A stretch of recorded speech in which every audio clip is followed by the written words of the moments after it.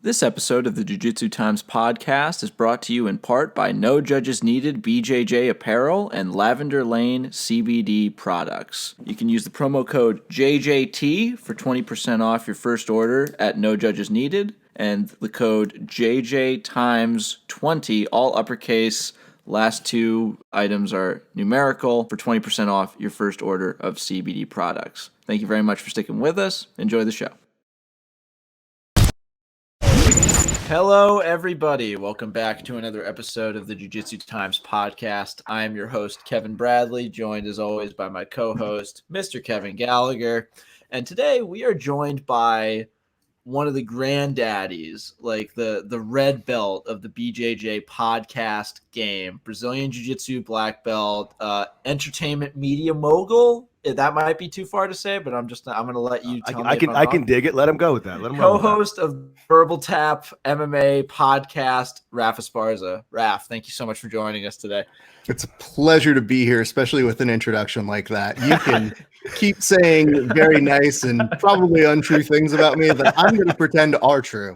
Well, I mean, like I'm not going to lie. I've been familiar with your work for a long time. When I was pitching this show to our boss, Kit, I definitely had, guys like you in mind. So without you, we might not be here. So thank you very much for that. You were also very, very cool with me in my early days when I was starting off with the Old Man Grappling Hour. I can remember you as being somewhat of a mentor figure to me. I think you were our very first guest as well, and you gave me some very good ideas and some very good pointers. And you spoke from a place of deep knowledge on the issue. So I thank you as well. I feel like this sport is craving good content, and I came from a time when there were only a couple shows. And not all of them are around anymore. And, now I'm at a point where I'm like, okay, we're good. We have too many. Right. Like, now I see people who are going live every day, and I'm like, sit down, listen. Right. It's true. Yeah. I love you guys. But, when I put on a show, I can't promise you're going to love every guest. I can't promise you're going to love me. But the one thing you will know that I do is that I deeply care, and that hate or love me, you're probably going to figure that out at some point. So for me, I think it goes equal ways to saying like, hey, are you interested in doing this? No, it's a hard job. No, it's a thankless job. But if we're all trying to do the same thing, pushing the sport forward, we all have to contribute what we're good at. And I feel like this is something that I can lend to myself and other shows. It's funny you say that, because I see a lot of new guys, and whatever, I'm all about it. I don't care. Because at the end of the day, the more eyes out there, the better everything is. It's gonna be good for me. It's gonna be good for you. But what I see a lot of people doing when they come out and they're saying, "Oh, we're gonna start a podcast," because we got nothing else to do, is like they start to realize, man, this shit ain't easy. It is definitely a skill that you have to get your bones on and work at it and get better at it and suck for a long, long time. And eventually you kind of start to get to your groove, and eventually you kind of start to, again, realize you're going to have shows or like 8 people watching, and you do it anyway. And you start to do it because, you know what, dude, like, you just love it. It's just fun. I enjoy talking about jiu-jitsu. I enjoy talking to people like yourself that enjoy talking about jiu-jitsu, that are intelligent, and I have fun with it. And there you go. And the more you get to that point, but it takes a while to get there. Well, some of them are bumpy. And I like to tell people, like, I don't pretend like I don't have bad shows. I just compare it to people when they compete. So competing is like a huge window that a lot of people understand in our sport. And I tell them, I review tape like I'm an athlete for this.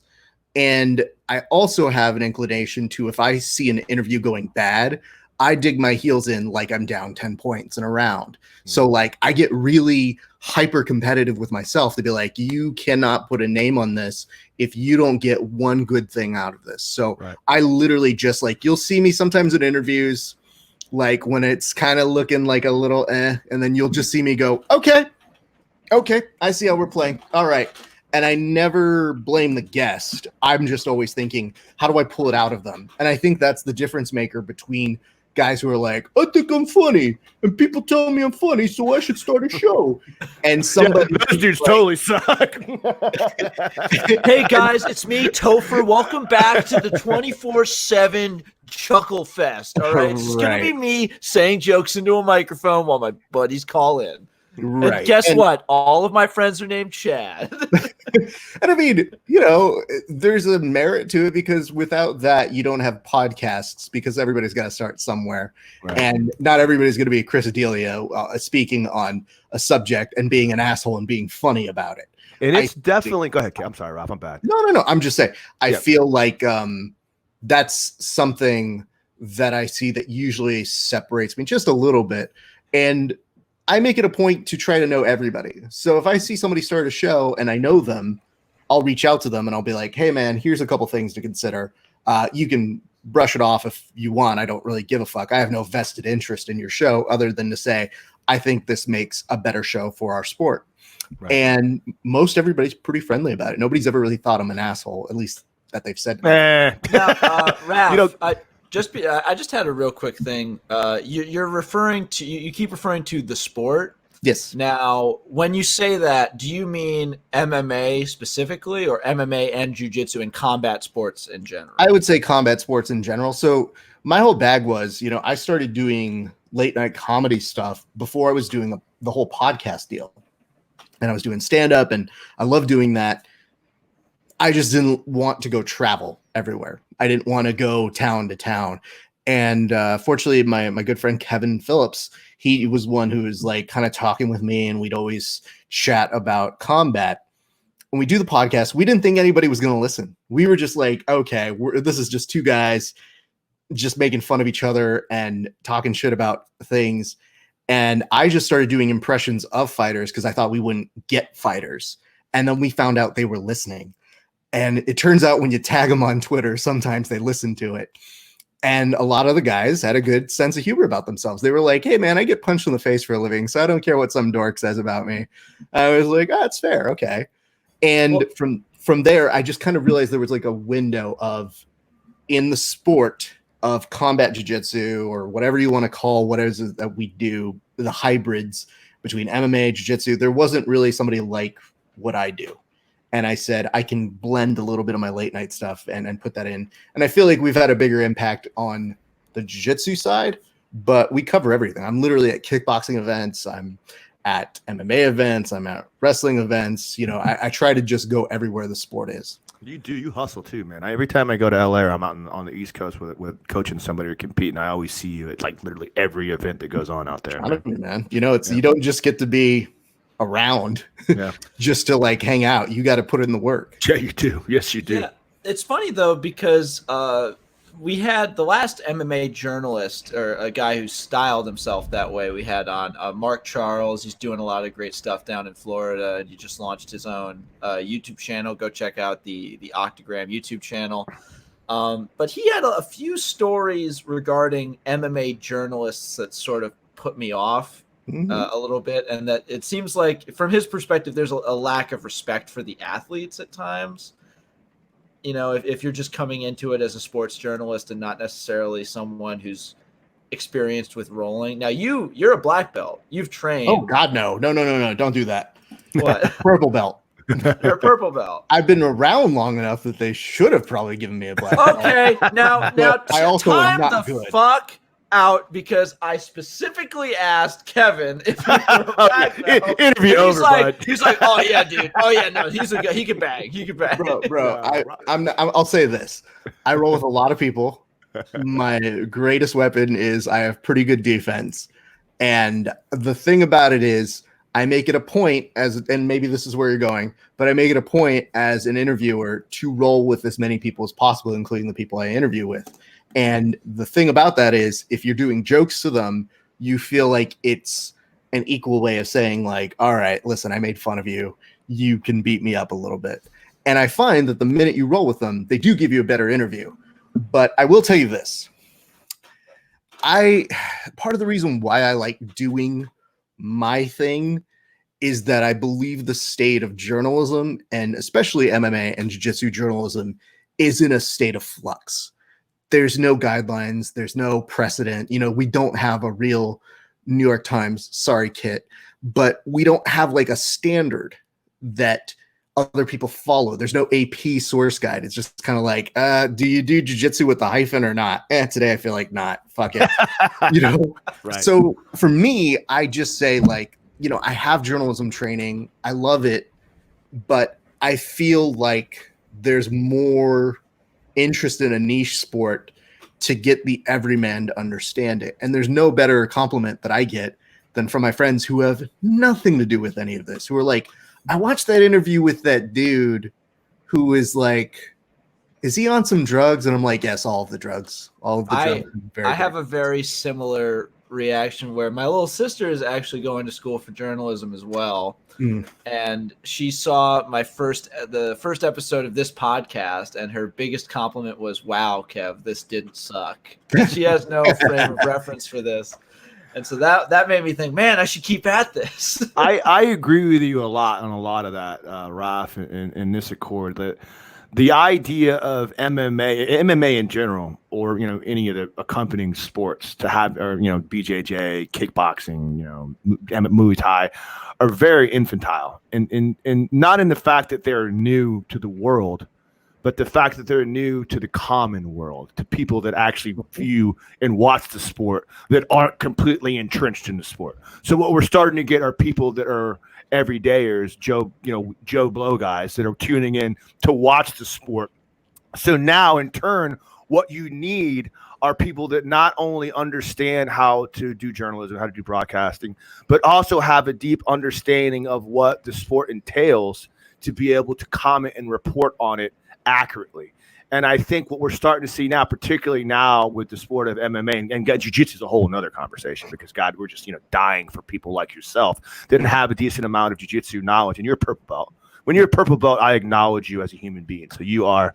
When you get your purple belt, it means you know Jiu-Jitsu. It means great. Cool. When you do your research and tell your co-host something right, I consider you a blue belt in comedy and writing. Right. But I digress. Right. So the point I'm trying to make is that as we continue to grow as a sport, and in turn grow as journalists that are covering the sport of jiu-jitsu, it's very essential that we have people like yourself, and I'd like to think of myself as someone that falls into that realm, that can not only think in a journalistic mindset and use that integrity and that, those powers of understanding and interpretation and discovery or whatever, to be able to write and comment on it accordingly, but also have an understanding of what the sport really is about. And I think when we're watching some of these MMA guys, particularly now that went to ESPN, that just don't have that grasp, don't have that knowledge of the fucking sport. Yeah, they're great journalists, but they don't really get it. They don't really understand what's happening. Did Stephen A. Smith join this call right now for some strange reason? Here's what I'll tell you, man. I don't know if you've listened to past episodes. We've taken quite a few pounds of flesh out of Mr. Smith. I think it's impossible. That dude's what he does is supposed to evoke this response from us, but I don't think it's wrong to at least make the standard. And there's something that I feel is important to your listeners, is to always be the authentic version of yourself. So we've lost people, I'm sure, when I've mentioned something about their favorite fighter, at some point. Then it becomes like, I don't know, I liked him until he took on those Diaz brothers. Now I don't like him. And it's like, well, listen, you dork, I like watching them fight too, but you can disagree with them on this or that. It's human. I feel there's something about seeing how salacious headlines and crazy, fucking clickbait that really is designed to bring something out of you, to get you here and to really do that. And I really try my best not to be that guy. And I really think that's my step away from it. And I see other people kind of do it, and more power to them. I just have always said, like, listen, I'm not going to try and put the lead out when I do an interview. If you see my name and you see this person, I want two responses. One, I know who this guy is and I want to see Raf interview them.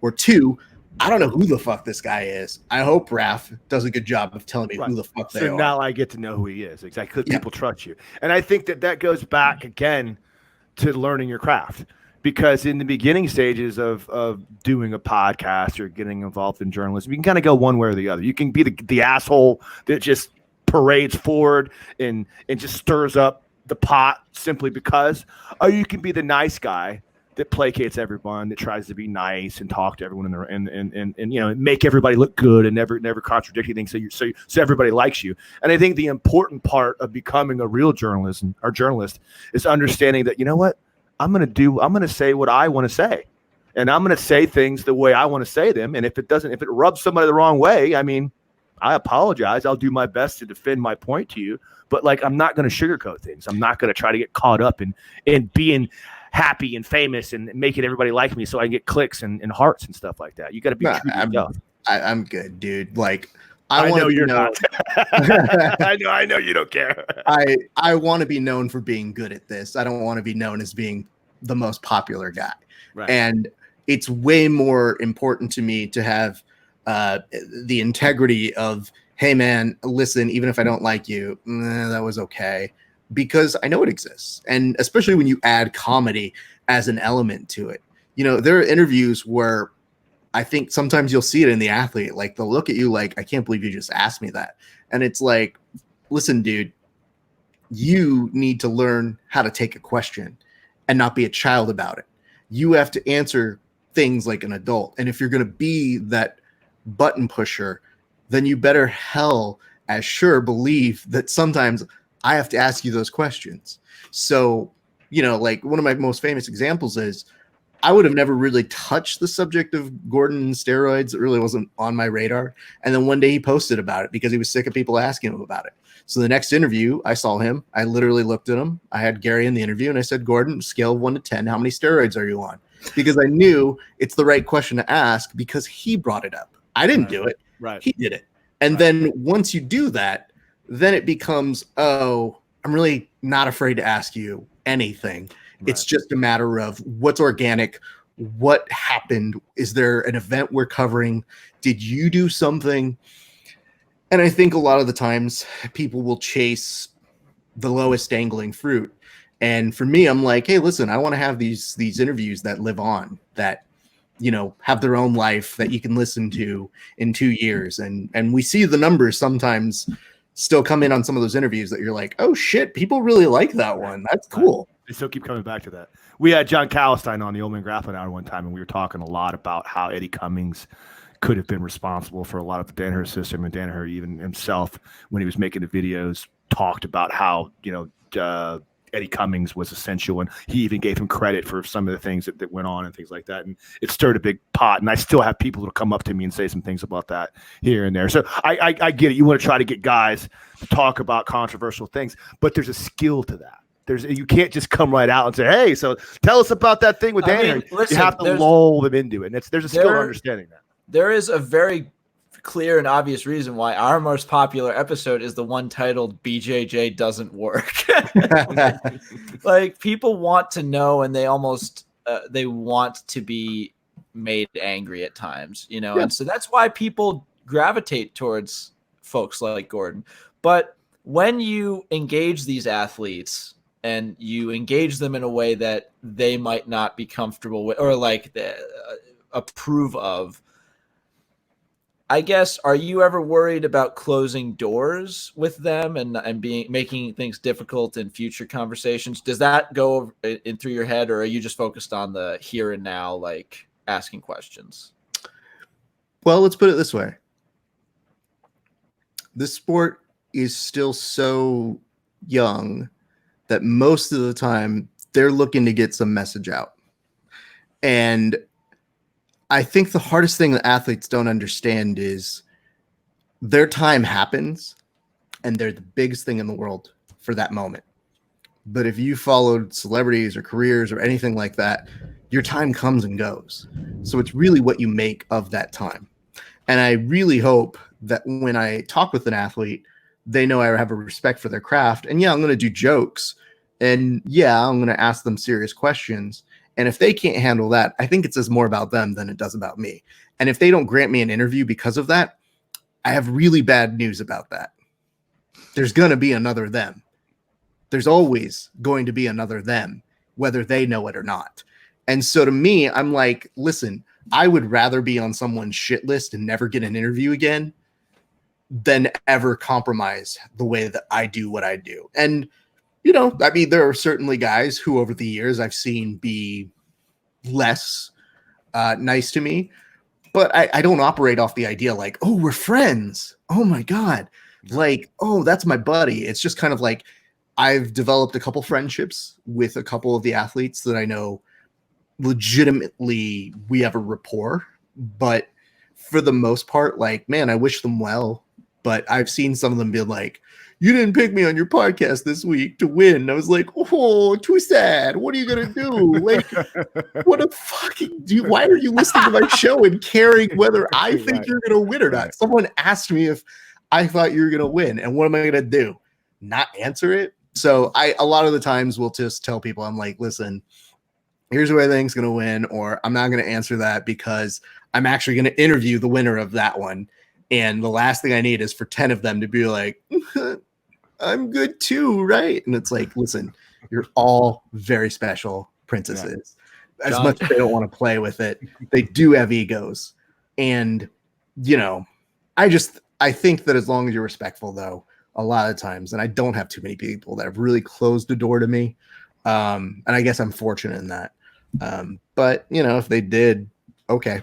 A very blasted John Jones calls you up at 2 a.m. Raf, why haven't you invited me on? I'd be like, I'm not in a good spot. If you want, John. You clearly have not listened to half of our shows. I'd also caution him and be like, this is 2 a.m. This is not your glowing hour to be on anything. So here's an example. Again, Nicky Rodriguez, a friend of the show. I like him. I think he's very ambitious. Friend of our show. He was on one of our early episodes. It's not a competition.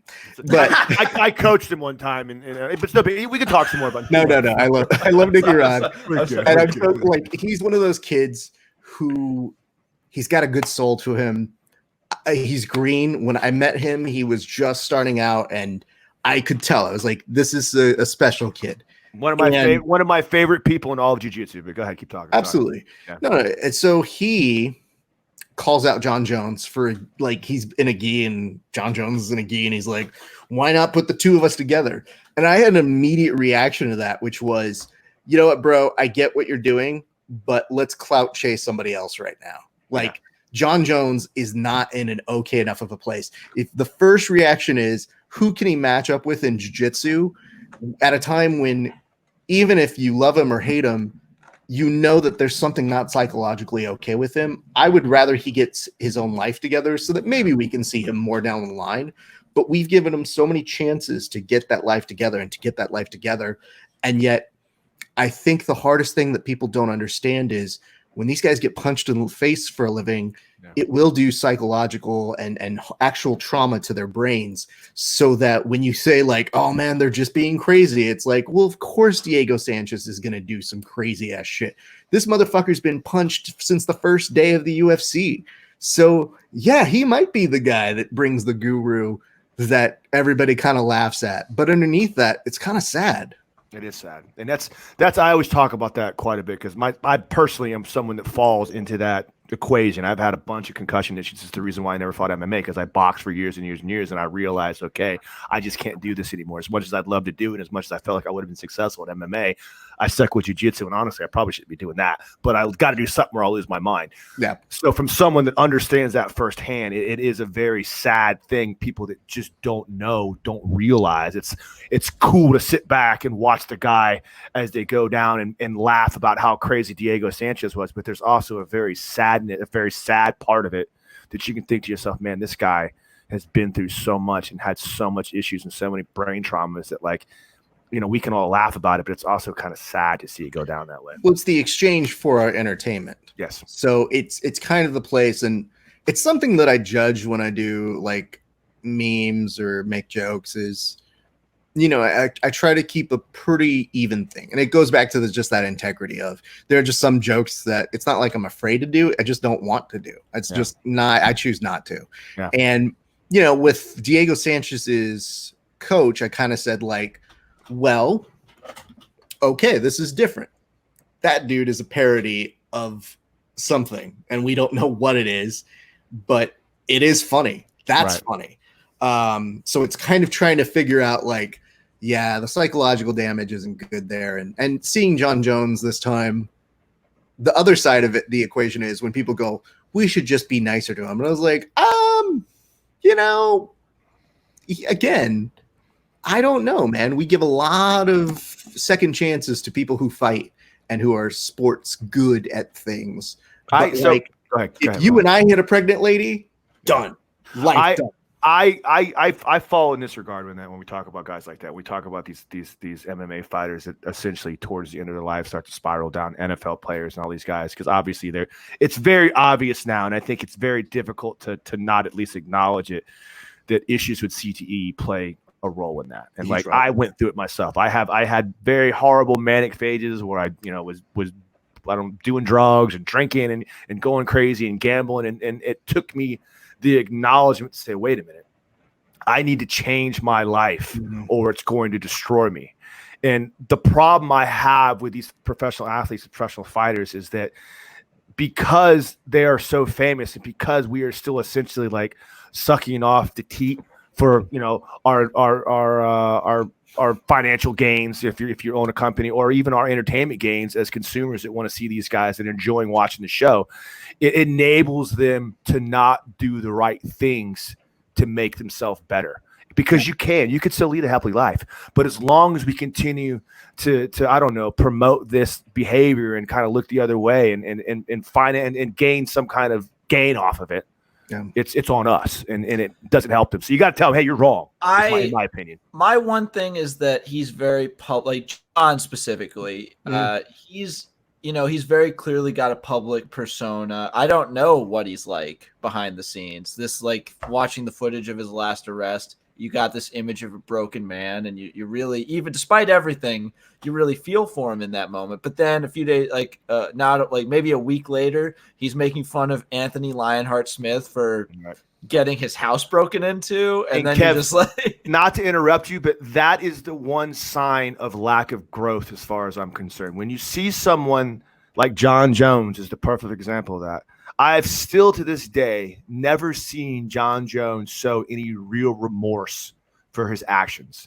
And until you can sit back and say, wow, I might not be a bad person, but I sure as hell am acting like one. And I really need to think about this and go inside of myself and try to change that. He's never going to heal. He's never going to get better. It's going to continue to happen. And eventually something bad is going to happen for John Jones. I see it happening. It's kind of interesting because even looking back at like Michael Jordan's documentary that's just come out right now. Amazing, by the way. I love it. And it's what we need at this time. Yeah, it is. That was supposed to come out in June. And then ESPN was like, no, just take it. Take all the money and make it. Can you bring it tomorrow? Right, like, bro, it's not even edited yet. They're like, who cares? Make it go now. Fine, roll it out.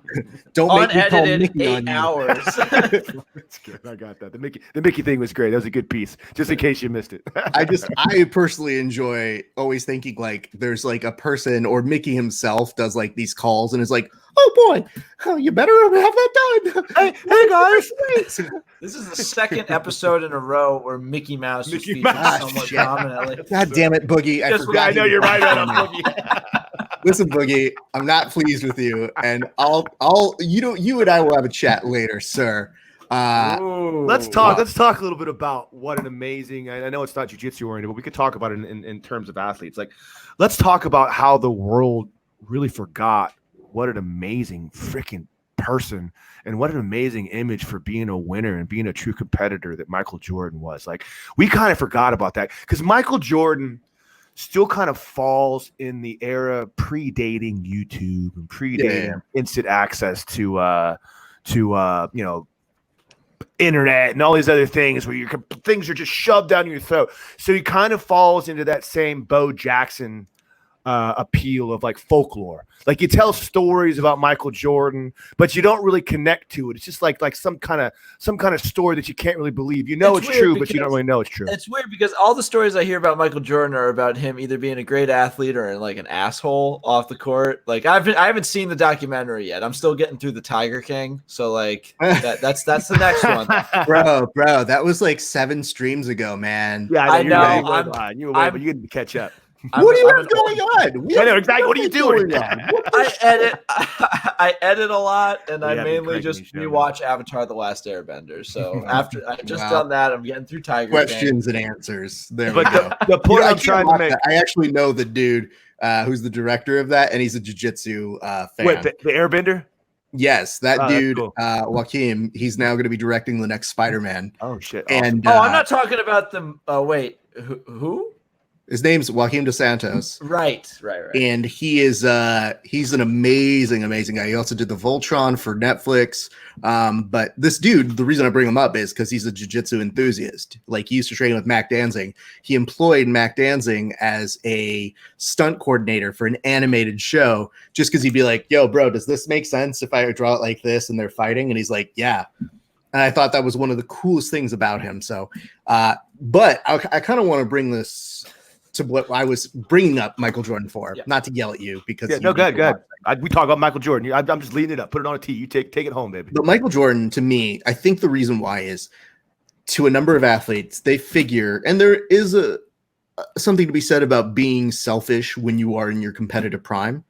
But I think they see that come to Jesus moment way later, so that they can give that story in 10 years where they're like, oops, I was a dick to people, but I won things, because people are fascinated with those stories. Now, again, Michael Jordan, one of his biggest detriments was maybe he was kind of a prick to some people, but okay. And in other regards, he was a gambler. But in the John Jones case, when you say that he hasn't brought up remorse, I've always wondered if he's taken it from the alpha perspective, because how weird is it to go from doing something that's harmful to yourself, putting out some sort of BS public relations statement that you know he doesn't really give a shit about, and then maybe 2 days later being like, yo, hey, Anthony, you there, pussy? Hey, yo, how about you, DC, you're fat? Like, he goes straight back into the shtick of the persona of lay low for a couple weeks, man. Like, let it blow over. Like, there's come on, no bro, you're hot right now. There's no fights to even be made. Like, the don't world be an is asshole. Like, it's just don't be that guy right now, John. There's nothing to gain from this. It's making you look bad. But if you look at the comment sections and the people who endorse it, what they're doing is they're signing off on it because they themselves, whether they like it or not, need that drama. And what we do have is a lot of people who may say they don't like drama, but are the first people when they're like, you know, I saw Jake Shields say something to the effect of, yo, these media types, they seem not quite understand. They have a differentium from the stars who crave that drama, because after I got into a brawl on this, I think it was a Strike Force fight, you know, that was good. How can you not expect fighters to fight? And it's like with Mayhem Miller or something, I believe they just posted up. It was like an anniversary of that. Yeah. And his point was, he's like, well, how do you expect fighters not to fight? And I'm like, well, when it's a sport, if you guys were just fighting without any purpose, then that would just be what you do on the streets. When you bring it to a sport and you're surprised that fighters are doing that, maybe you're not surprised, but you still go, yeah, you're not supposed to do that. And more importantly, I think it's what we've always had to struggle with to get the brand away from. That's what the UFC had to counter when they were first becoming a legitimate sport. So that when Khabib comes over, you're like, man, Khabib's a great athlete and he's out the cage. God damn it. Right. Well, that's not good. That was, and so just to kind of draw a correlation, I want to see what your opinion is on this. So you talk about an era type conversation. So you talk about the era of Michael Jordan versus the era of, say, LeBron James or currently John Jones. I feel like it, because in essence, I'm not going to say that there's too much difference between what John Jones did and represent and what Michael Jordan did represent, because they're both flawed individuals. You know, it's very difficult to obtain that level of a winning mentality and that level of greatness without having horrible side effects of selfishness and, you know, ego-driven gambling, things that make you feel like you're better than the average person, because you, in all actuality, you're an amazing. You gotta believe it. Yeah. And then once you achieve it, then you need that to drive you.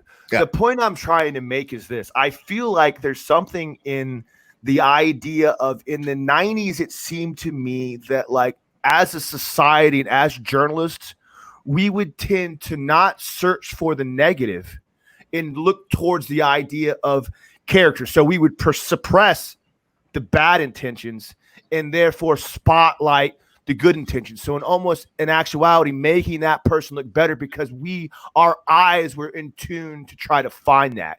It seems like in today's society, we've kind of switched that. Like we almost suppress the character and work to promote the madness and the mania and the negative aspects because that's what we crave. How do you feel about that? I don't even know if that was a question, but what do you think about that? No, it's like a overarching thought on why we're so obsessed with these people, and more importantly, what's the effect of the media's role and how we create that image. And I think one of the issue or the points of this Michael Jordan documentary is it's supposed to humanize him. So I would tell you this, man. I always come back to having responsibility as a journalist, which is always, now we're at a point where if you have a microphone and a camera, you're a journalist. And I think when you don't have that training, then you misquote people or you kind of take your slant on it. And a lot of people don't want to just see how a news article is written. They want it to have a splash of personality. And as a result of that, I think because of our way that we have the 24/7 sort of thing, if somebody puts something out on Instagram, that's news. And to me, I'm like, I couldn't imagine going to my editors and saying, hey guys, I don't know if you guys saw over the weekend, but Pete Sampras was on Instagram, and people being like, let's run with it. It's like, well, okay. What you have is them making a statement. And that's the idea, is to quote that as opposed to getting in touch with the person. So I have such issues with people not doing their job on journalism. And I also have a little bit of issue with athletes who, and maybe they need to, but they'll make themselves into a brand to the point where it becomes the brand can't be attached. There's no conscious to the brand. It's just, hey, the brand has to continue. What I feel and what I see, and it's just what I see. And maybe I'm just an old man saying how the kids. I mean, I'm the principal from the Breakfast Club or whatever. But the idea is that like I see in modern society a yearning for the negative as opposed to the yearning for the real things. Because to be a great athlete, you got to have character. I always say that all the time. It doesn't matter who you are. Like John Jones is that character simply because he didn't just wake up one day and he's John Jones.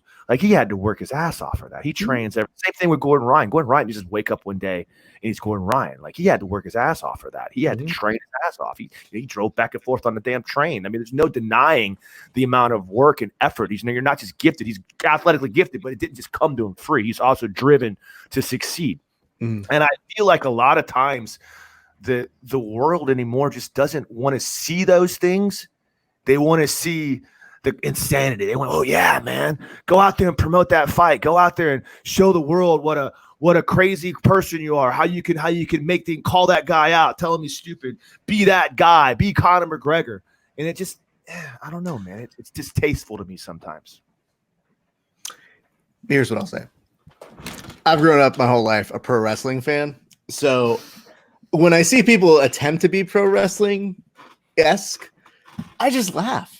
Like, that's why to me, like, Gordon doesn't register as anything above a C-level trash talker in professional wrestling. Right. But to jiu-jitsu, it's like, oh my God, he's so good. And it's like, I mean, okay. There's not really a joke here. He just used the word retarded 4 times, and y'all love that. He's a bit stiff on the mic. That is to be sure. But it works for us because he found an audience that likes that he's being what is perceived authentic self. So as a result of it, it's not even like they're craving anything other than, oh my God, here's a personality being extreme version of himself. Whereas I feel like the hardest part about watching all these guys and seeing them do their thing is when they're trying to emulate that professional wrestling, sell the next fight, I'll take you on next week at UFC 209 Explosion. at the Superdome. Exactly. Like, to me, I like to think there's a wink and a nod because people like Conor McGregor and Chael Sonnen, and even going back to like Tito Ortiz and all these people who kind of made you feel a certain way. Ken Shamrock. And I mean, Ken Shamrock, though, I think Ken Shamrock was more internal. I don't know that he necessarily talked a ton of shit as much as he did tell you why he thinks he was the best. Right. And when he wasn't the best, telling you why he was not given the opportunity. It wasn't his fault. It was obviously there was other refs stepped in 20 minutes before he should have. Right. There was other things, extenuating circumstances that were definitely obviously not his fault. But I get that. Always like, look at this guy. He's a clown. What I say is this, and then we don't have to talk about this anymore. What I say is this: there's you can be the heel and you can do those things that's authentic. There's exactly. In the past, there's if you're authentically that person and you just want and you're crazy and you want to go out there and you want to sell things and that's just who you are. That's who you are. I see a lot of guys trying too hard to be that person. Oh, yeah. It's just because they feel like that's what it takes. And I guess I don't know, maybe that's what it takes. Well, think about it like this. Everybody is always the next generation. So there's always a young kid who sees an athletic superstar who wants to emulate that athletic success and the success that it brings from both people and their peers. Right. And when they see somebody give them a pattern or kind of a blueprint, they say, ooh, how do I do that blueprint? And I think it's part of the reason why when I see Colby Covington, I go, oh God, this is not funny. Like, it's just, Henry Cejudo, you go, they're trying to take the professional wrestling model. They're literally telling you that's what they're doing, but it's so stupid that you can't even enjoy it. You just go, listen, Henry Cejudo, you're an amazing Olympic athlete that now is making weird young 5-year-old faces at the camera and calling out women for fights. Right. And I'm just sitting here and like, this is essentially what it gets a look from me. And I'm like, okay, whatever. Okay. Whoever your fan is likes that. Good for you, dude. I need to admit something right now. I love all of Henry Cejudo. Everything Henry Cejudo is about. I love it so much. I can't kick you off your own show, but man, if I know. Look, I think it's the fact. I think it's just the fact that when Colby does it, it doesn't ring true. But the fact that Henry Cejudo is a 2-division champion and Olympic gold wrestler, that is so much ludicrous success. That this persona is so unnecessary. Like, you could sell yourself just on being an absolute alpha predator, and you're not. You're being this weird, cringy maniac. Yeah, he doesn't have to at this point. He has more winning per square inch in his tiny body than like entire continents. I would go so far as to say. Well, I think won enough for like 8 lifetimes. Can I just tell you something real quick? Your 2-second little dig at him was more entertaining than 40 minutes of him piled together on his Instagram. And I would watch 40 minutes. No, but you literally being like, listen, he's an amazing athlete. I can't believe how good he is, as small as he is. I mean, I just want to say he's so small that, like, to me, he's fucking tiny. He's like this big. It's funny because he's actually right here in my pocket. Hey, Henry. There's an element of like, hey man, I have my style. That's how I do. For Henry Cejudo, here's what happens. He makes like those cringe noises and like that cringed look, and then all of a sudden they go and cut, and he's like, hey, how's everybody doing? Everybody having a good day? Man, right. Yeah, he's not that guy. He's not that guy. He doesn't. Let's get off this boat with these hoes. I'm so sorry. Yeah, right. This has been so crazy today. Hey everybody, I just want you to know, I respect all of you, and I hope you weren't uncomfortable by this. Like if you need anything, just let me know. Like water, everyone have water. Goes up to every woman there, and it's just like, hey, I just want to let you know I donated $10,000 to a female wrestling grappling club, and I really hope it comes through for you guys. Knock me out if you guys have a problem. Okay, bye. You know, I give you verbal permission to hit me as hard as you can. It's fine. Let's give you a couple more tough questions, then. Yes, sir. Because Go for I want to put you on the spot. I want to let you make a stand. I guarantee you probably won't. No, I know you're too good. You're too good for that. I know that. It'll be fun for me. I'm pretending like I'm the superior journalist in this instance. I have no way I can spar with you in this. You're literally just being like, Raf, I want you to be the salacious headline we need to lead this goddamn thing off. So just give us our quotation and we'll get off. I'll come out to San Diego and kick your ass on the mat, so it'll make me feel better about getting tooled in this interview. But what do you mean tool? Like, Kevin, what do you think this is? This isn't a fight. What? No, it's no. See here, this is not uncommon. This is exactly what happens every time you start to be a little too funny. You get that athlete that goes, okay. It's my show. I'm the star. I'm the star on this show, Raf. You're on my show. But go ahead. Our show. Anyway, the question I want to ask you. I want to ask you some opinions on the UFC jockeying to open up in submission underground grappling, coming out and still doing events in this climate of coronavirus that we're living in. Do you feel like it's the correct route? Do you feel like it's safe? Do you feel like it's humane? Do you feel like it's ethical? What? No. Here's why. I think when I look at something like that, I have to put aside, oh, hey, I really would like to see some content because we're starving for it. But the way that people ask for it is like whiny children. It's like, come on, I hate being home. Put it on a boat. Put it on a boat. Put it on an island.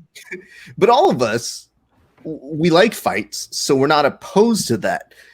What we don't like is when your blowhard president basically gets on the air and goes, is it going to be safe? Go fuck yourself. That's how safe it's going to be. Right. Hey, look at this other dingbat. Hey, fuck you too, guy. Like, that's not what we're looking for when we're saying, like, hey, dude, there should be some safety precautions in there. What if somebody did contract this? You know, I'm so tired of people being afraid, and this is a virus that's just like making them all fear it. I don't fear it. I try to come up with solutions. And I'm like, oh, is Dana in a fucking laboratory creating a vaccine for this? Is he telling us how to basically combat this as a scientist? No, he's telling us he's coming up with solutions to give us content. So if you can take him at a promoter base, cool. Here's my issue. If you are asking for the basic bare necessities of keeping these fighters safe, I think you should at least be able to explain that. You don't got to tell me where it is, because they might have gotten away with it if they got to keep it a little bit more secret. I wonder that so much if it didn't leak out that it was going to be at the Tai Chi Palace, because I really feel like the UFC felt in their brains they were just going to show up, do an event, cloud of smoke, run away. And yet they forgot about legal tape. And then when Dana's like, it's going to fucking happen, it's 100% going to happen, I hear that and I go, it's not happening. That is not happening, because somebody is going to come after him because he's made the aggressive stance. And guess what? Rose Namajunas has a family member die of, yes, 2 members die of coronavirus. So then it tells you it's impacting the fighters to begin with. Okay, didn't necessarily impact her. Oh, how about Lyman Good? That dude was supposed to fight on the UFC 249 card. He had COVID-19. Now, I don't know if we discovered that because all these guys were given tests, which begs another question. Why are they getting tested? These are the motherfuckers everybody says is supposed to be healthy because they're all fit, and that's the narrative we need to take. It's one of those things where you say, listen, dude, if you could show us a way that could make us understand it and communicate that to us instead of go fuck yourself, you have at the bare minimum a better strategy than just trying to put one over on us and trying to put a hard line in the stand that basically says, if you're with me, cool, don't ask questions. But then when you see these things kind of pop up, you say, what if that would have gone wrong? Right. And yeah, they might have signed on for it, but I think if they had figured out they had it because of this being a contact sport, then you have to consider how close is the nearest hospital? how close are those people who are going to be older who are holding cameras?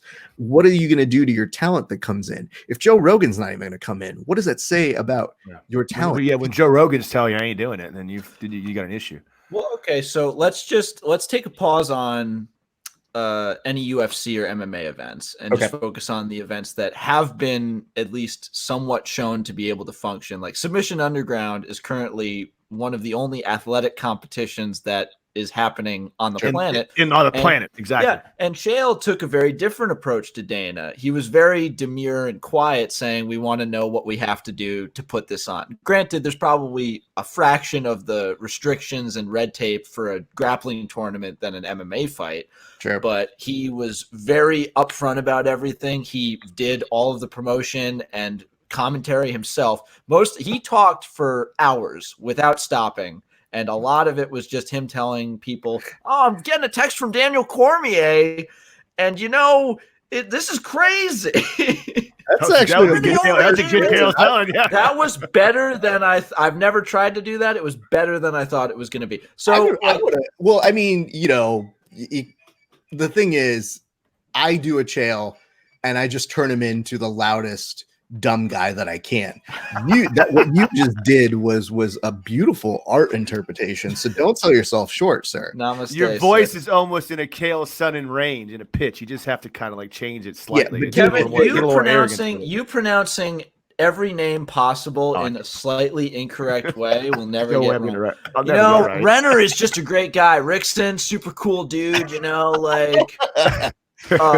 here's what I'm going to tell you right now. I admire you for doing that, but slow your roll. That's my gig. I do the impressions of people. I don't need other people doing this. You already have a show. I was truly just winging it. But for real, like as much of a reputation he has of being a certain type of guy, Chael really went out of his way to go by the book, and he was able to put on an event. By all accounts, according to Boogie, we had him on yesterday. The next Submission Underground is set to go forward without any restrictions. They know they got to wear full body, like long sleeve rash guards and long sleeve spats. Do you think there's anything to be gained by how Chael and Dana reacted to everything? Or are they just two different sports? Two different scopes of show. So the weird part about Submission Underground, and again, no offense to anybody there, it's just a smaller show. And people don't necessarily worry about that. Two, Chael, don't forget this, is also a politician. So he understands the idea and the process a little bit better than Dana White, who for a long time just had to answer to two guys, really. Now has to answer to boom, boom, boom, boom, all the way up. When you're answering to a multi-billion-dollar multinational conglomerate, there's big money that can be lost in lawsuits, and immediately they're going to be like, sorry, Danny, we're not going to do that. Well, even from Dana's own account, like him being like, yeah, they basically told me, could you not? And I'm like, I can guarantee you that was not the that was not the conversation. Like, you can tell me whatever you want. I know those guys, and that is not how they talk when they are feeling the Disney brand could be implemented in something. Right. I think what Chael did is interesting because it set a precedent for a bunch of hungry grapplers who were just desperate for anything. And I appreciate the fact that Chael has taken an interest in our community. We've watched it, and I'm happy that that's going on. Is it weird to see these guys put on almost a absurd amount of Chandler Bing-esque amount of clothes on their body so that they can be doing the grappling? Like, I was used to that being the one where people are going the 80cc style with no rash guards. This one, they're like, I have a tank top on top of my rash guard on top of a hazmat suit. The funny thing is, like, what is that? Is that really even like it sounds good? It's something you do for appearances, but it's really making a difference. Here's the even better part. When they would bump fists at the beginning because of the exchange, or when I'm hugging you and breathing down your throat and my sweat your long sleeve rash guard is really going to help with that. Or your spats is going to stop the spread of a contagious virus. Mr. Sonnen, you don't know me, but there's a magical thing that could happen here. If you during this epidemic where you've got to maintain like full body coverage, if you book Nicky Rod and we get to see Nicky Rod in a shirt for the first time in his professional career, it'll be sheer. It would be bizarre. He would wear like a lycra fishnet thing. Just so it would have to be see-through. Wow. The one thing I want to add to this before we move on, don't beat me up, please. I agree with you, Raf, a lot. I think it's very unethical, and I think it's very unreasonable, and for a couple different reasons. Because first of all, Dana White's not the one going to be fighting. He ain't the one going to get out there in a damn cage and put himself at risk. He's not the one that's going to have to train his ass off. It's going to have to cut weight and put himself in a position where his immune system is compromised to come in and fight. First of all, but he is the one calling the shots. And I can 100% guarantee you that these young fighters, particularly the ones that are on the undercards, the ones that are trying to move up the ranks, the lower level guys, the big guys could be like, I ain't doing it, Dana. And they ain't going nowhere. Maybe they miss out on a title fight or they get bumped down the ladder a little bit, but they're not going to get dropped from the UFC. I can 100% guarantee you that, yeah, they're saying, sure, we're going to keep you employed. And it's within your right to not want to fight.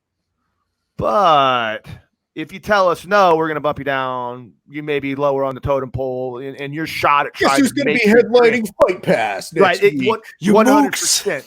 And like they know this, and it's kind of an unsaid yet implied way the UFC does business. So now you've got some young fighter that doesn't really know shit from shit. Fighters are awesome, but they don't give a fuck. That's the same reason why they get CTE, because they don't realize it when they're kids. They just go through. They don't care. They're going to go out there. They're going to get in shape, and they're going to fight. But they're putting themselves in harm's way. It only takes one mistake. It only takes one guy that slipped through with something on his shoe or one piece of equipment that comes in carrying the germs. And now you've got, you got the old guys moving the cameras. You've got, other people that are there in a technical aspect, but you've got a bunch of people, a bunch of fighters, professional fighters that are A, immune compromised because they're really working their ass off to train, and B, some of them cut 15, 20 pounds. How fucking bad do you think their immune system are when they're doing that? In an area, in a time when there is a disease out there that, say what you want to say, if you're immune compromised and you're in a bad shape, I don't care how old you are, it's going to kill you. That's my feeling on it. And you pressure them without doing it intentionally. Okay, yeah. To make poor decisions. Here's what I would say. To kind of close out Chael's idea too, would I wish they would do them later? Kind of. Right. Chael's at the very least, I mean, I had to hat tip them. They did everything they could to try and just make it work and do that thing. But I'll tell you, one thing that does suck is seeing the empty audience for grapplers. To me, it does make me a little sad, because as it is, I mean, part of the reason why I did start getting so many interviews is because I would be at these events. And because at the end of the day, I got frustrated seeing these guys have nobody to talk to. And it would upset me to the point where I'd be like, what you did was dope, and you're basically hobbling on one leg. And I know how hard what it is you do is.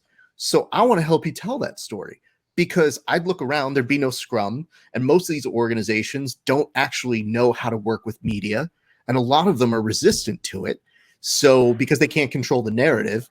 And so as a result of it, it's just me going up to some guy and being like, can I interview you? And they're like, yeah, I didn't.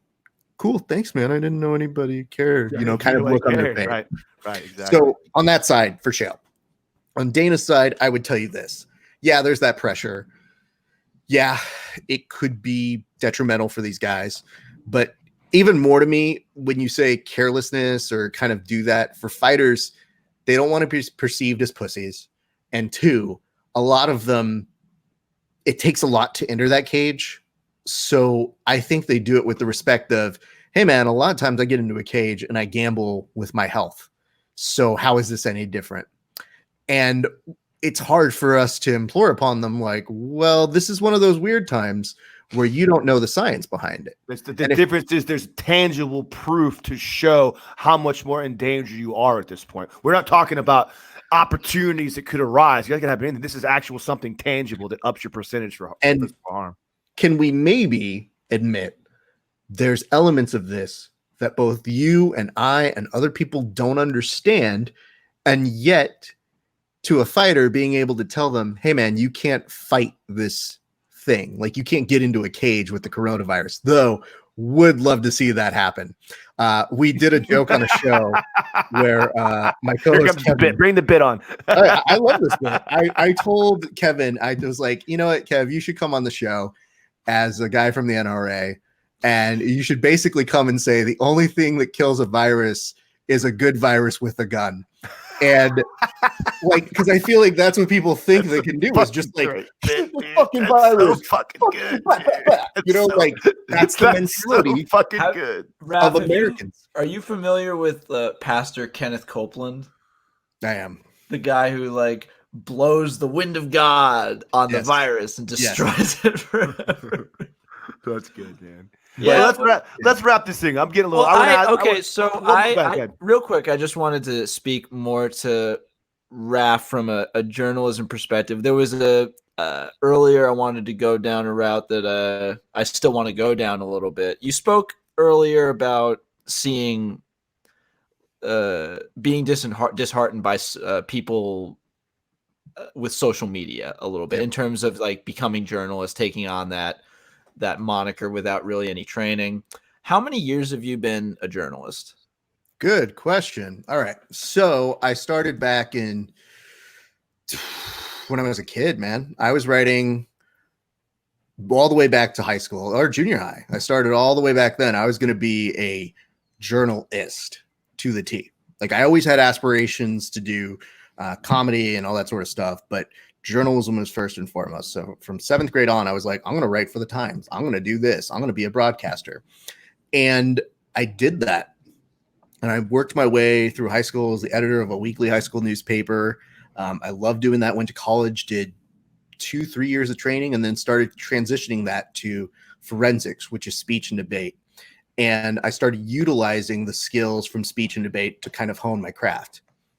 And then right about that time, I would say 2009, started working for NBC, worked for The Tonight Show, loved doing it, and was writing jokes. And then all of a sudden, about 2012, I was starting to cover events like at the UFCs and Glory Kickboxing, and I was working for a couple media outlets. And then I saw what they were doing, and I said, that's cool, but I kind of like what I'm doing. Like, I like being able to write jokes without having to worry if I'm going to offend somebody. I like being able to interview people without necessarily having an agenda. Like, I just like being able to say, here's what it is. And there are a number of people who I have tremendous respect for in the journalism game. I think Ben Folks does a great job. I think Luke Thomas has been a beacon for us. But I would say you can date it back to, for MMA and Jiu-Jitsu, all the way back to about 2012. Okay, so I'm going to actually take it broader. So like over a decade of journalism, and being aware of the space. If you could like quantify how low the barrier for entry has gotten, how would you go about doing that? They let me in somehow, so it's probably really low. I snuck through. Kevin, again, stop being so negative. Stop being so negative. Here's what I would tell you is that anybody can start a blog, and a blog can sometimes be just as valuable as a resource, because I look at somebody like BJJ Heroes and I say, that's actually very interesting how they do what they do. I wouldn't necessarily say they're covering news per se, but I think they provide a valuable service that has a lot of similar ambitions of, I try to be objective, let the data show itself, that sort of a thing. But I wouldn't say, like, if you were to put a gun to my head and say, Raf, tell me the best journalists in jiu-jitsu, I'd be like, I don't, what? Trick question, right? Are you going to shoot me now? That'd be a terrible thing. I don't know, dude. No, I'm just saying in terms of like how much easier and more engaged the public has gotten in contributing to journalism in whatever way they want to. Yeah, I mean, I feel like people understand social media, and that has become a version of, well, this person said, and like basically quoting somebody as a form of journalism. But I mean, if you think about it, there's not really anybody who's doing editorials. So yeah, I mean, anybody could get in on it. And it's my hope that people do peer reviews and sort of thing, but like everybody's doing independent media, and our biggest like actual presence of Flow Grappling is both broadcaster, distributor, and Right. occasionally journalism-ish is what they're doing. I think that one of the plagues of our modern society is that as a race, we can no longer distinguish between journalism and opinion. And I think that's one of the reasons why, as a society, we are so lost as to factuality, because we've become a society that values opinion over journalism, and they don't really understand that journalism isn't based on your opinion. Journalism is based on vetted facts that are established by established organizations that have spent their entire life. People that are journalists, like, are very intelligent people that didn't go to law school, that didn't go to be a doctor, but decided they wanted to dedicate their life to the pursuit of truth. And we don't believe them anymore, because we believe some kid that has access to his YouTube page over this person that dedicated their life to try to give you the truth, to let you see through what's going on. And that's a sad thing we see in the world today.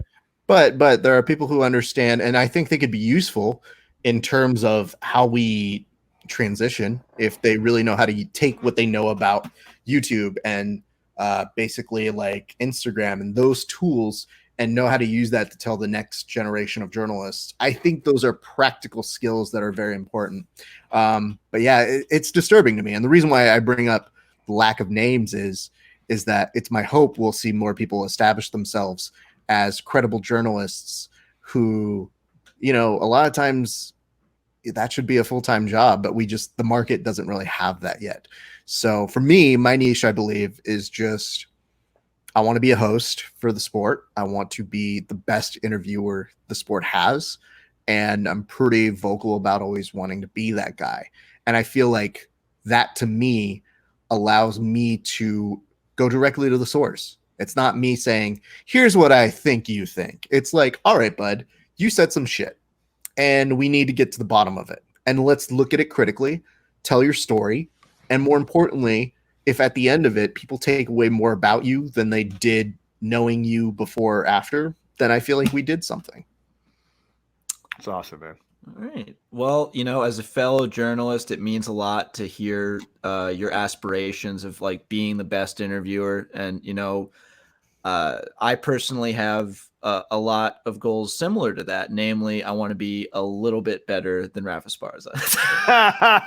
Good luck with that, kid. I like that. You know, I like here's the thing I love. And this is, I can't wait to come to San Diego and kick your ass. no. I will tell you this right now. This is what I love about our sport, is that we are getting more people who are interviewing and being a host and all that sort of thing. I think it's beautiful. But I feel what you just did is good, because there's a weird component of, like, in sports or in jiu-jitsu, when you say, oh man, I want to be a gold medalist, I want to be the best at jiu-jitsu, and everybody goes, okay. And for me, I'm like, I want to be the best interviewer, and people are like, whoa, hold on, dude. And it's like, no. You're not going to have a double standard for me. I'm going to be very clear about telling people I want to be the best. I will tell it to my peers. I will tell it to my colleagues, because you should be able to tell me the same way that you tell that athlete. Like, it should be aspirational to want to be the best. So I wish you continued success in your second place showings to me. But I like that. Good answer. But I really, listen, more the merrier, dude, because I need all the people who I believe are on the side of, we're trying to do the best that we can in a sport that sometimes is going to resist hard questions and sometimes a personality. Sometimes they don't like. I mean, I get YouTube. To be honest, like, to be fair, these athletes, you know, when you're getting into football, basketball, baseball, there's this expectation of being of intense media scrutiny, because that's what we see these sports are put in the limelight. MMA athletes might not necessarily be indoctrinated to that idea, you know, and because it's very new. It's very new that anyone cares. Like, how many years was Ariel doing AOL News before anyone even knew who he was, you know? Yeah, and he, you know, it's so like, it's also why when they do those big, you know, weight or open Q&A thing, and they'll get the like journalist row to ask a question, and the fans will be like, boo. And it's like, fuck off. That was a good question. Right, exactly. Right. Yeah, shut up, asshole. although one of my personal favorite media scrum memories of all time didn't even come from a journalist. It was that fan during McGregor Alvarez, who's just like, you said this, but what about that motherfucker? How about that? And then the whole place went crazy. Like, if the sport gets to the place that I think we both want it to be, that will likely never happen again. But my God, I'm so happy it did. Never say never. Now I look around and I see a guy like Schmo, and dude, props to him for creating and cultivating an audience. That's a true testament to himself. The Schmo knows. But with the Schmo, he's going up there kind of in character and doing his shtick.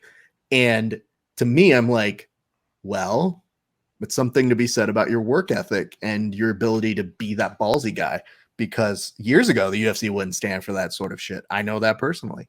So I can kind of tell you that, like, all right, things do change, and never be too surprised, even though they clean it up and they try to make it a nice sport.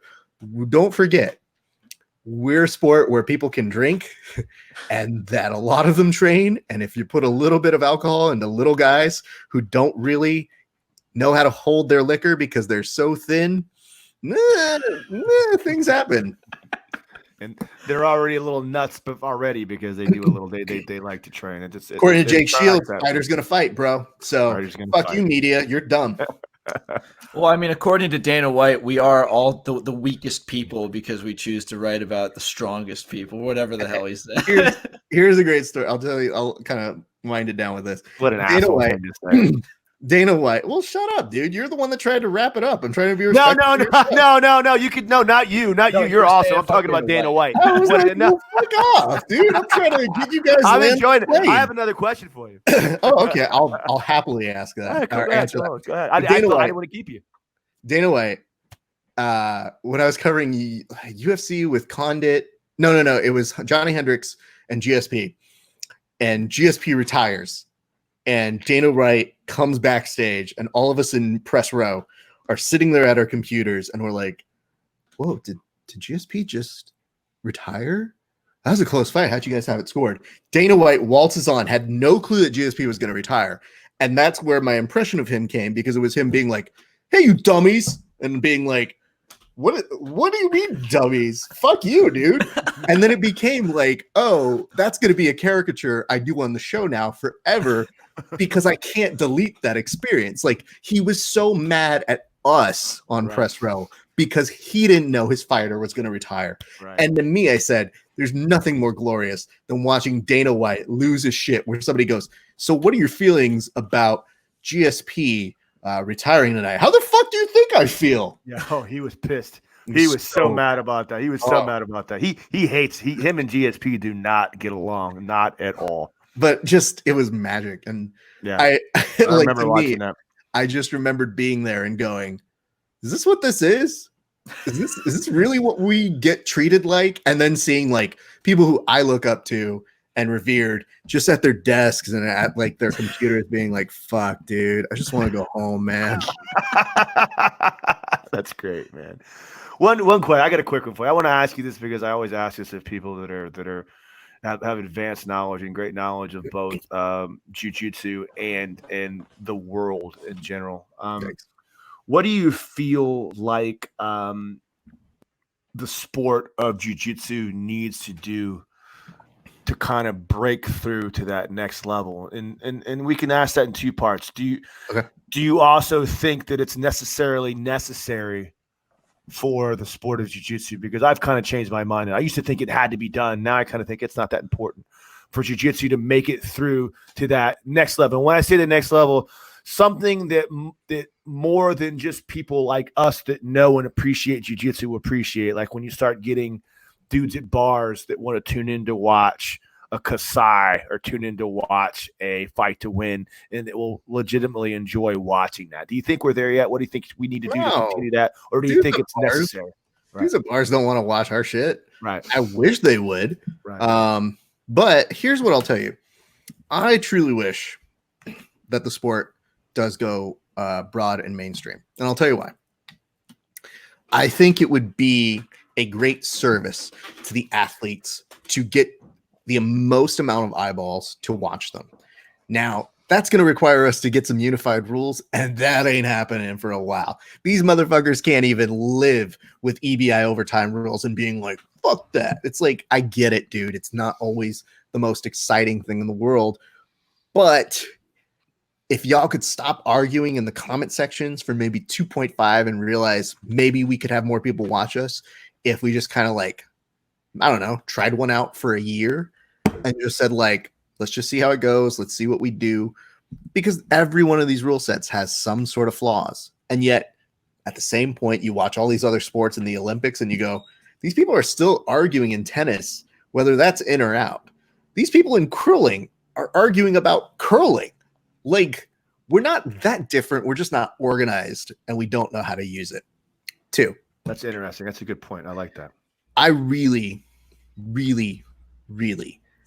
on my side, the reason why I like to do the broad narratives, I think it's important to tell a good narrative story. I think Kasai has done it the best in terms of making those video packages, but it's going to require a little bit more than that. Metamorist like gave us that first beak wet of being like, hey, okay. And then after, when Hollick couldn't pay his people and their egos got so inflated that we had to start all over again.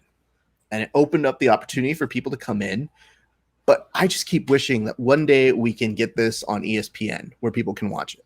And it's my hope to do a show on grappling, on like a cable sports show on ESPN at some point. And if it's not me, then I know that people like me and like even one of my good friends like Paul Moran and people like that who put little foundation pieces will have a piece in contributing and paying that forward. So that's why I think it's so important. Everybody who does a show comes together and continues to continue telling these great narratives and doing good things for the sport. But I really think that it's not just the athletes. I think it's a lot of us pulling our best skills to lend and make it go. And I think that ADCC is a nice shot at it. It's interesting in the sense that we build it up as a little micro community. But like when EBI first hit, I thought, man, that's close. That's about there at Network. Because they really did a good presentation and they do a good job of narratives as well. But then they started going down the combat route. And I'm like, bro, I get that y'all want to try and capture this UFC audience, but I don't think this is show me the numbers. Like I love Wagner, but I don't need to see him slapping a guy on the ground for a little while. Like we ended up with an odd hybridization of MMA and jiu-jitsu that wasn't really great MMA and it wasn't really great jiu-jitsu. It just turned into fucking whatever the hell that shit was. MMA. Yeah, Eddie Bravo tried really hard to make that crossover because it always goes back to this. Like when you look at combat jiu-jitsu, when you look at jiu-jitsu in general, people in the general audience, like they're not gonna know what a Kimura is, they're not gonna know what a knee bar is, they're not gonna know what heel hook is, but they're sure as hell gonna be able to understand someone getting smacked in the face, and that gets drunk assholes at the bar stand up and cheer. The tagline initially. Tagline was from Eddie. I remember it very clearly. Was you know what the gentle art needs more of? Violence. And I'm like, well, you know what it is? It's Eddie sitting back at the end of a class, holding court where 30 students are all sitting down, and him being like, hey, you know what they need? They need like a little bit more of you guys ever see when that one guy got slapped? That was cool, right? That's a great Eddie Bravo. Everybody, Eddie Bravo. That is a good one. Eddie, you're so right. And then at the end, he's like, yeah, I think on the next one we're gonna like fight and that's so let's have them slap each other. Anyone that's ever sat through a rules meeting at an EBI event will tell you that's exactly literally you're in this rule meeting.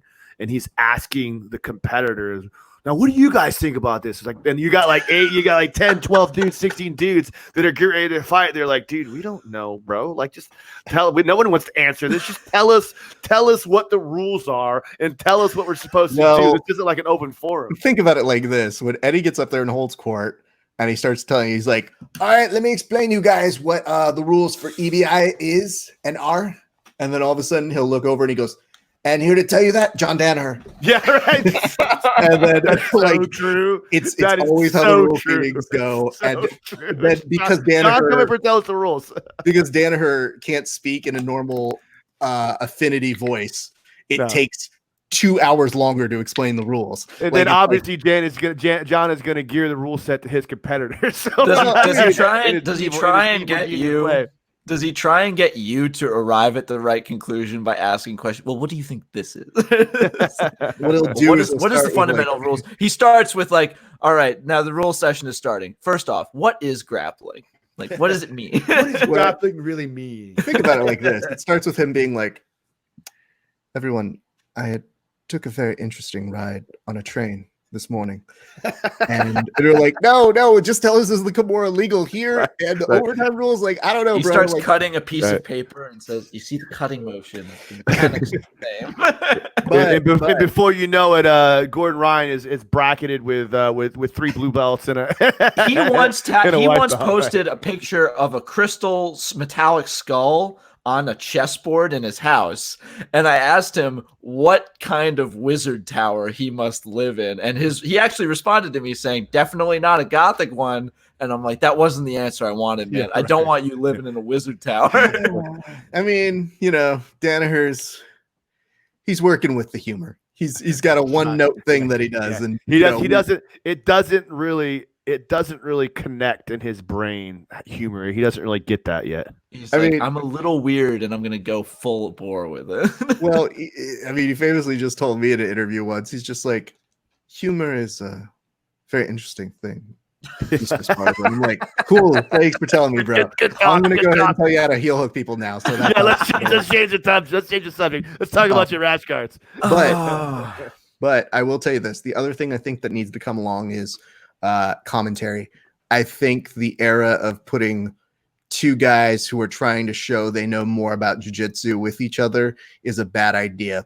And I feel like one of the things I've tried to do when I do commentary is to tell a story and to know as much as I can about the athletes and to just paint that picture, because if you're talking about broadcast, I don't like whenever I see somebody trying to tell a story, it just doesn't work. And then on the other side, when I see Chael doing it, like Chael's a good person to give it some personality and some splash of it. But when he didn't have a co-pilot on that last one, it was him, just kind of sitting there and be like, now see, the funny thing about this is when you grab here, that's known as a kaimo.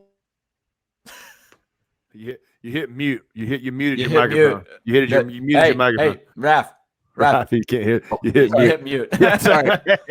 I gestured so wildly because I went in the face being like, God damn it, I forget that. No, the last part about Chael is him being like, when he was doing it, he's one of that last mold that says guillotine. And I'm always like, shut up, dude. It's a guillotine. Well, here's the thing with Chael is his cadence is very odd. He'll take pauses in sort of places that don't make sense. He's like, now you see Kevin Casey, he's rolled with Craig before.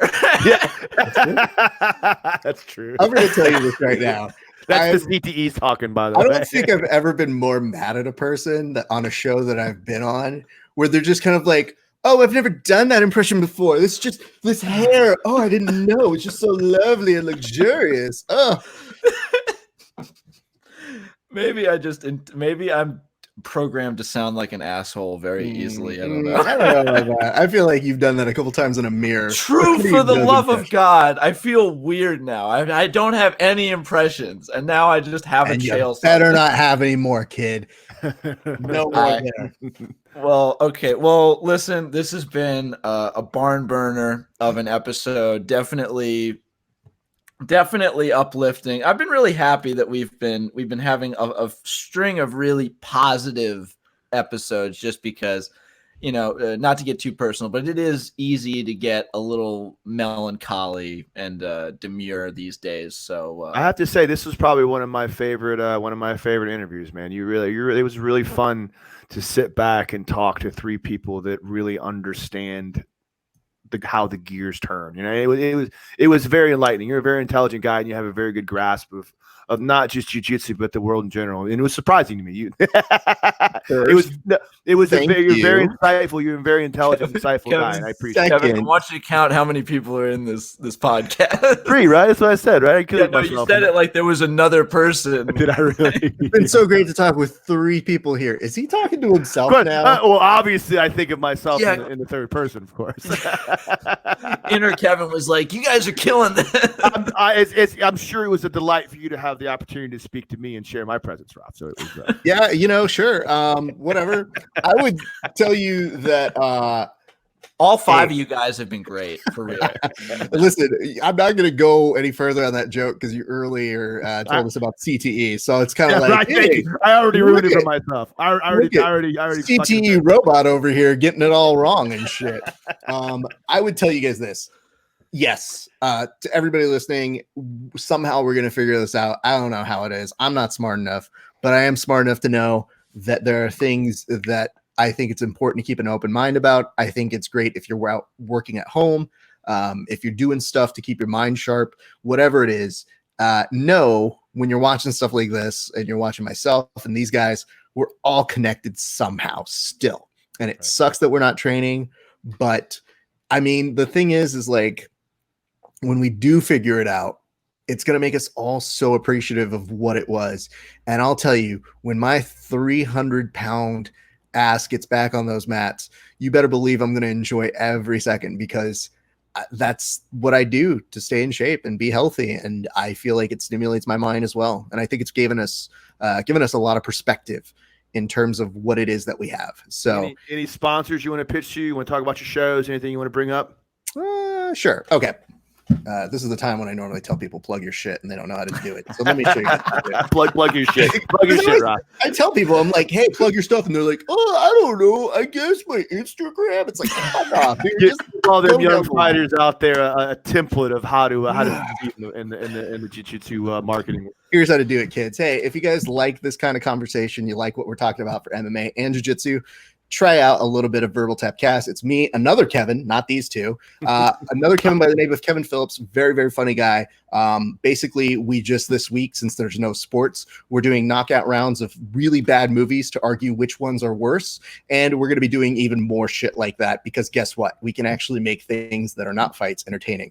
Dose, if you like kind of the conversation about grappling, check out the Grappling Hour right over here, because I do interviews, profiles with multiple different people. I've even got an interview with Tom Alvin that I should put up at this point. But he won the last Combat Jiu-Jitsu. Very nice kid. But yes, all the time, that is at Grappling Hour. And then if you want to see more of the comedy stuff that's a little bit outside the realm of the jiu-jitsu, you can watch me do my late night stuff at Early Late Night. It's kind of a show for late night people, made by late night people who love late night people. So you can catch that Early Late Night. And that's it. I got too much shit to plug. You're a busy guy, man. Yeah, that one's called Real Hill Section. That one's fun too. You're a busy guy. How the hell do you edit all that shit? All right, now I'm done schooling you guys on how to plug your crap. I would keep going, but I'm too popular. Hold on. Listen, guys, I put on my headphones one at a time, just like every other podcaster. That's good. That's good. No, I stick my earbuds in one at a time. I will tell you guys this.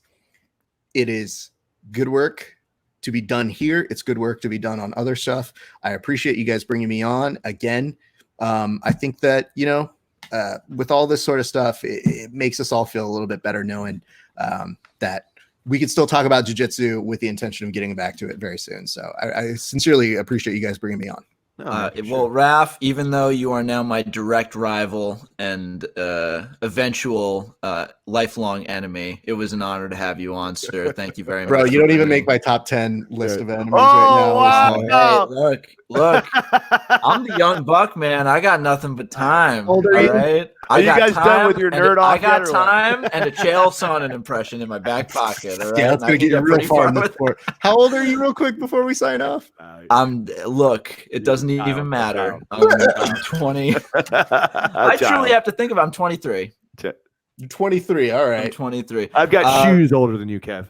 Yeah, you got a lot older than me, Kev. You've been around a bit. Very briefly, would love to once again thank our sponsors, No Judges Needed and Lavender Lane. You can use the promo code JJT and JJT20 for those sites respectively or JJT times 20 for those sites respectively to get yourself a nice discount. But yeah, this has been a very, very hilarious episode of the Jiu-Jitsu Times podcast. I have been your host, Kevin Bradley, joined as always by my co-host, Kevin Gallagher, and special guest, Raf Esparza. Be sure to check him out at all the shows that he very expertly plugged for us. Thank you for showing us how that's done, sir. Be safe, be kind to one another, keep washing your hands, and keep your head up. We'll see you next time.